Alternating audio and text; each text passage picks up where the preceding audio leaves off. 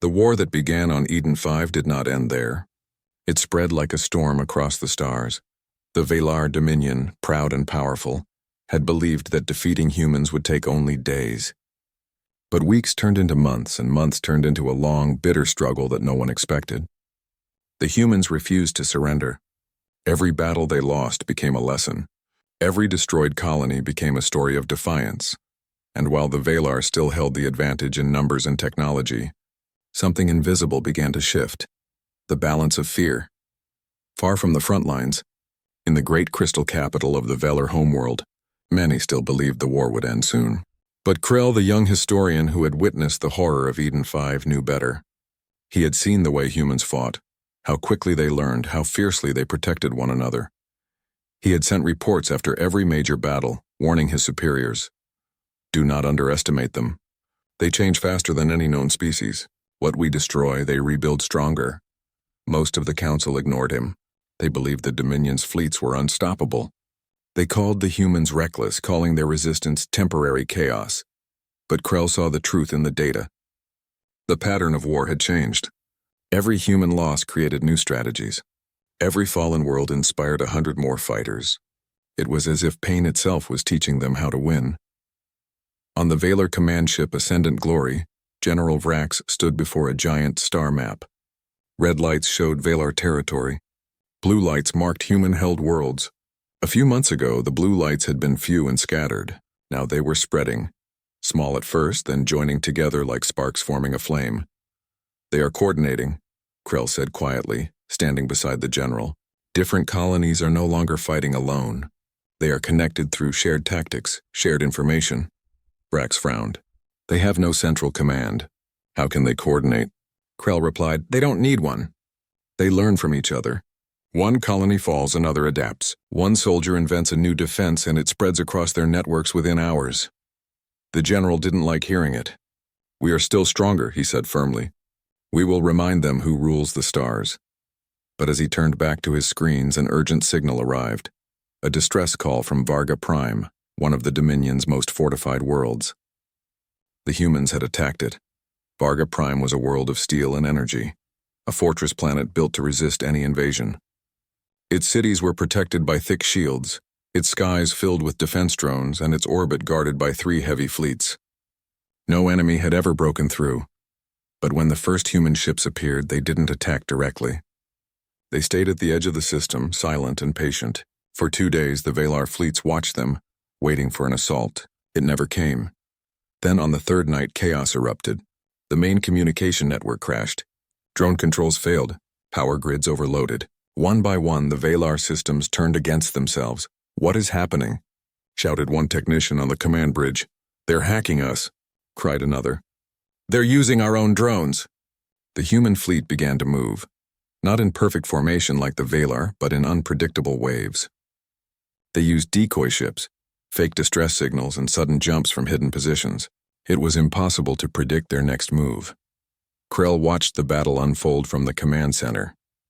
They are using captured Valar technology, he said softly, and they've learned how to turn it against us.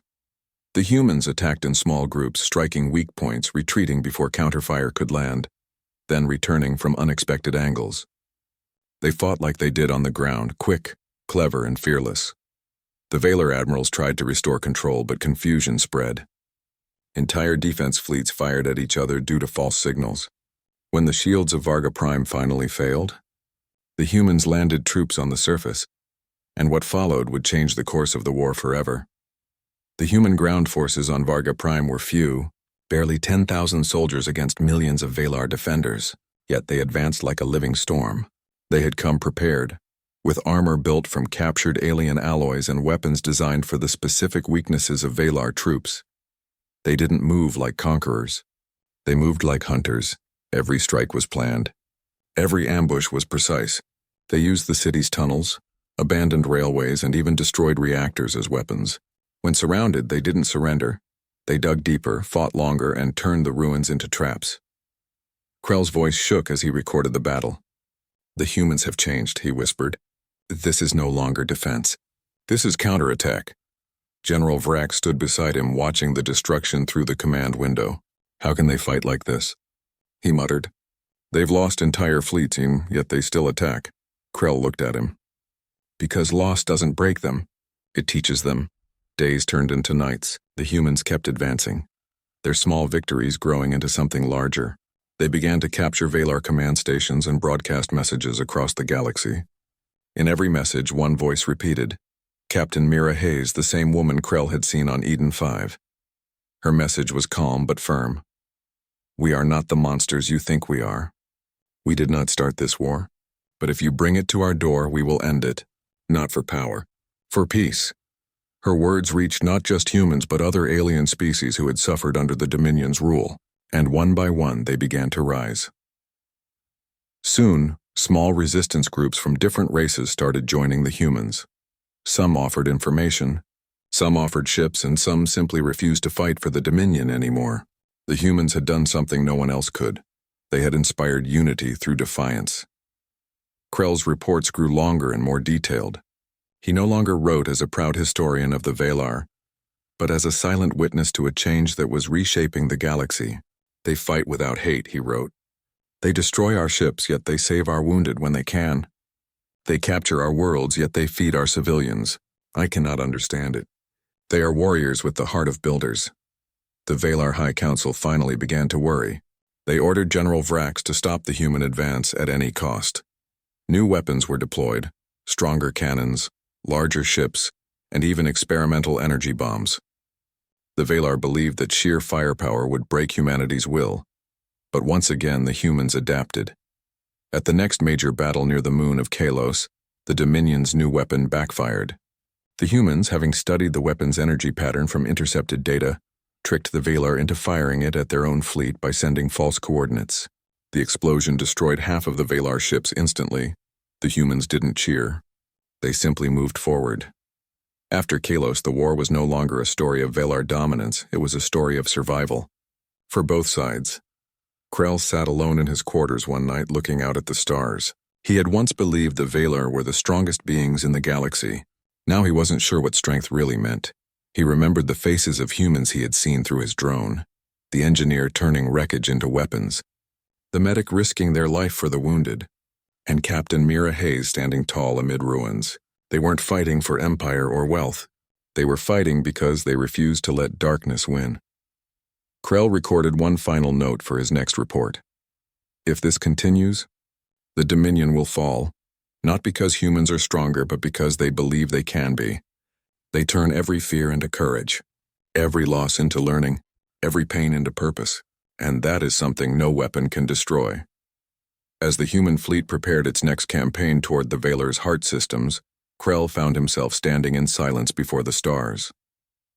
The Dominion's banners no longer looked like symbols of pride. They looked like shadows fading before a new dawn. The tide of war had turned, and for the first time in Valar history, the conquerors had become the afraid. The Valar Dominion had ruled countless worlds for centuries. Their crystal cities shone like stars.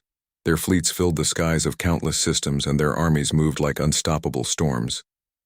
They had faced rebellions before, but nothing had prepared them for humanity.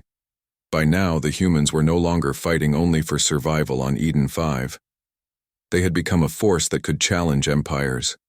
Every victory, every strategy learned in the shadows, had been carried forward to the next battle.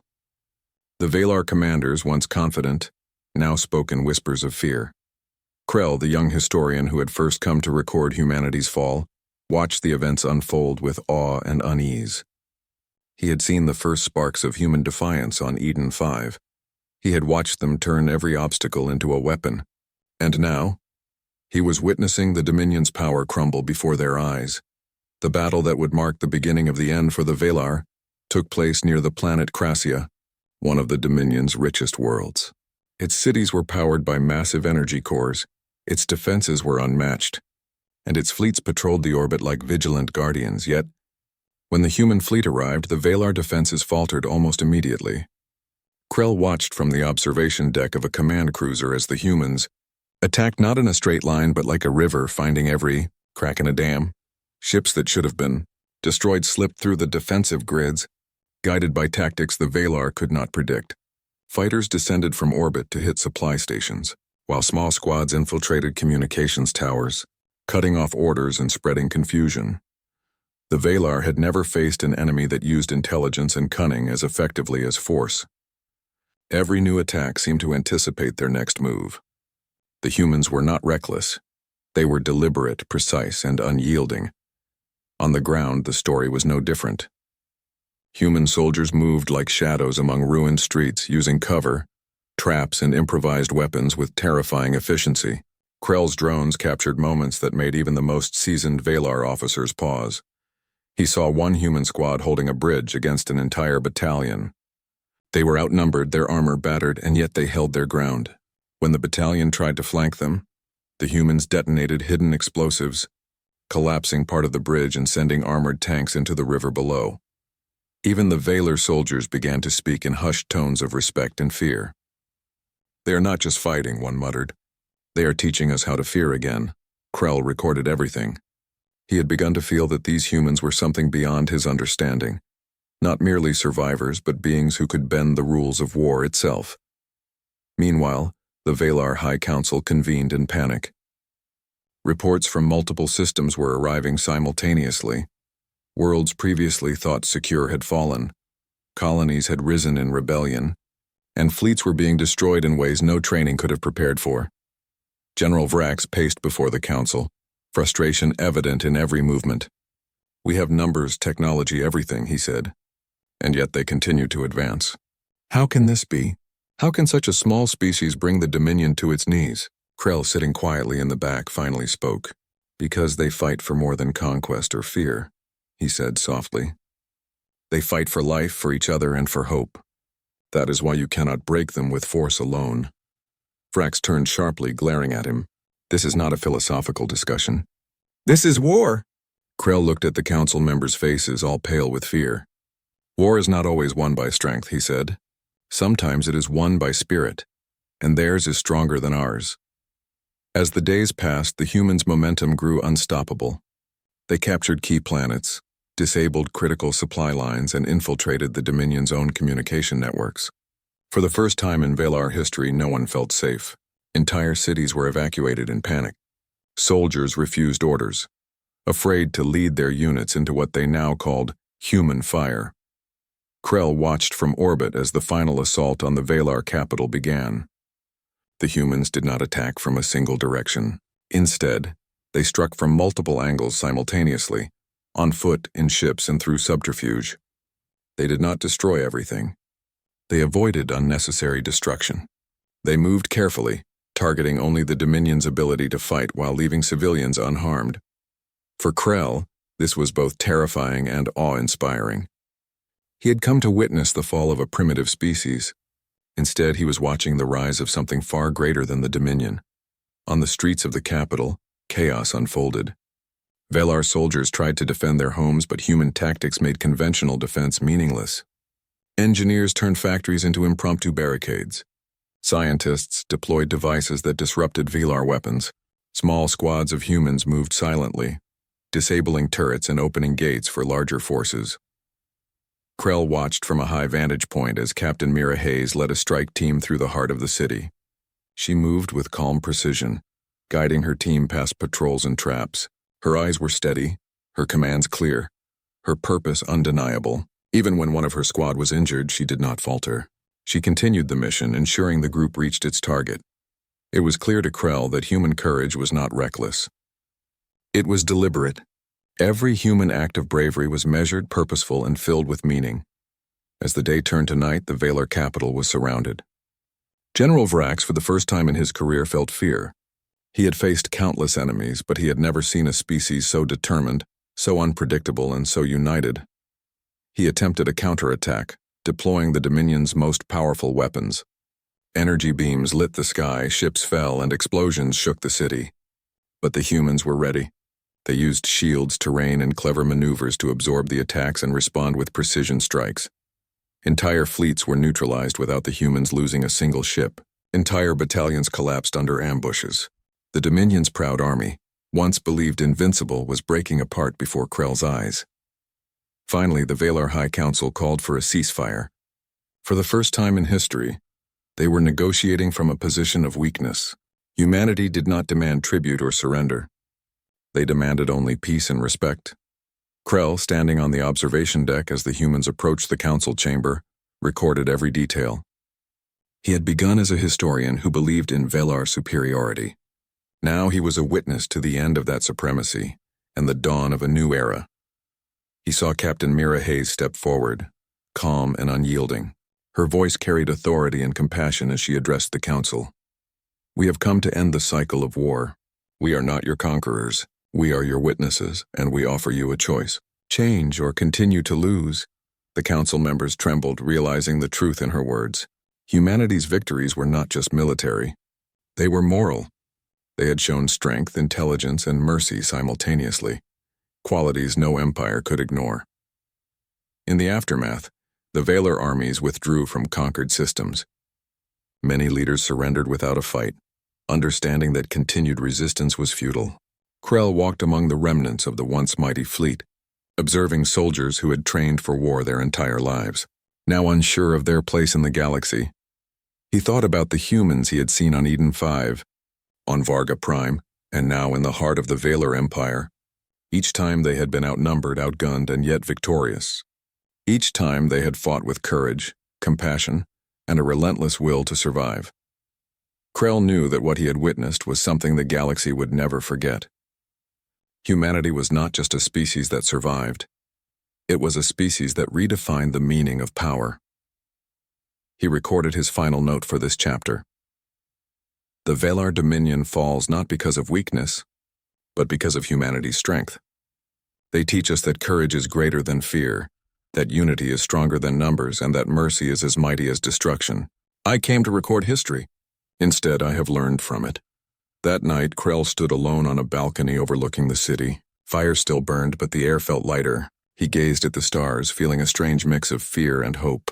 Humanity had torn through armies that no one thought could fall. And in doing so, they had reminded the galaxy of a simple truth. The strongest force is the will to fight for life, for each other and for what is right. For Krell, that truth would haunt him forever.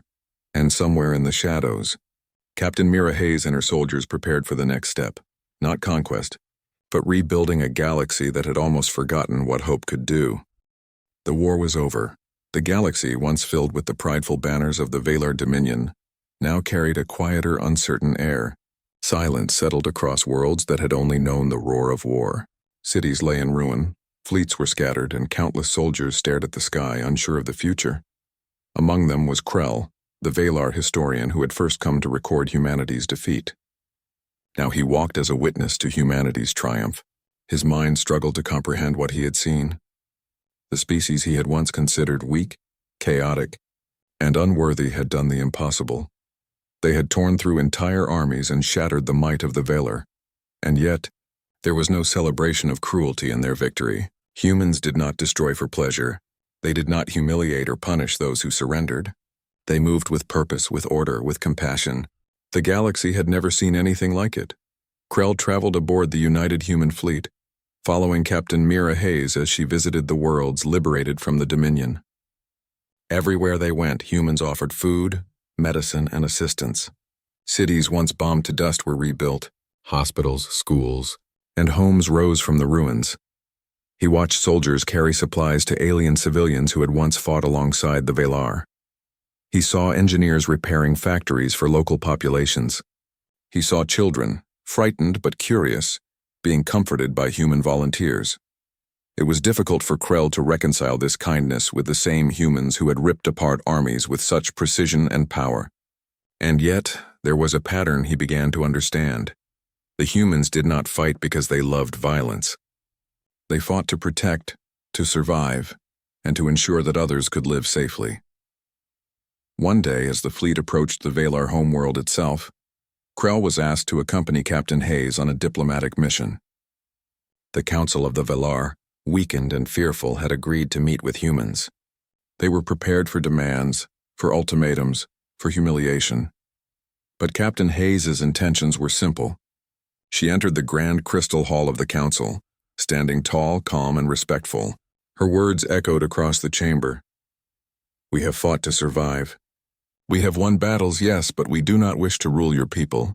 We do not wish to conquer. We are here to offer a choice: peace, understanding, and a chance to rebuild together. The council members shifted uneasily. Some were angry, some were ashamed, some simply could not believe that a species they had thought primitive could possess such strength of character. Krell stood at the side, noting every reaction. This was history in motion. Humanity had not only destroyed armies, it had transformed the hearts of its enemies. Outside the council chamber, Krell walked with Captain Hayes through the remnants of the city. The streets were quiet but not empty. Human engineers worked alongside Valar citizens to clear rubble. Children played in small patches of grass untouched by the war. Krell paused, watching a young human boy share his food with a Valar child who had lost his parents. For a moment, Krell felt a pang of shame. The Valar had believed they were the masters of the galaxy. They had ruled through fear and technology. Yet here were humans teaching the universe a lesson in mercy, courage, and unity. He whispered to himself, "I came to observe history. Instead, I have been taught by it." As the weeks passed, Krell was given access to more human settlements and operations. He saw fleets repaired not for conquest but for defense. He saw alien species once oppressed by the Dominion, welcomed into councils, training programs, and communities. He saw humanity's ability to fight and win, yet remain compassionate, continue to unfold. The young historian began to write a new record, not of victories and battles alone, but of the spirit behind those victories. "I once believed power was measured in fleets, weapons, and conquests," Krell wrote in his journal. "I now see that true power lies in the will to protect, the courage to act, and the strength to forgive. Humans have shown the galaxy that the greatest weapon is the heart." He paused and looked at the stars. They seemed brighter now, less distant. Humanity had not only survived, it had transformed the galaxy. And he had been there to witness it. One evening, as Krell walked along the rebuilt docks of a former battlefield world, he observed a small ceremony. Human soldiers stood together, honoring fallen comrades, but they also honored alien civilians who had suffered during the war. Captain Hayes approached him quietly. "You have been watching closely," she said. Her voice was calm, steady, and kind. "What do you see?" Krell hesitated. "I see everything I never expected. I see fear turned into courage. I see loss turned into strength. I see a species capable of both destruction and mercy at the same time. And I see a galaxy changed forever because of them." She nodded. "That is why we fight, Krell. Not to dominate, not to destroy, but to ensure life continues. And to teach others that fighting is not just about power, it is about purpose." Krell smiled faintly.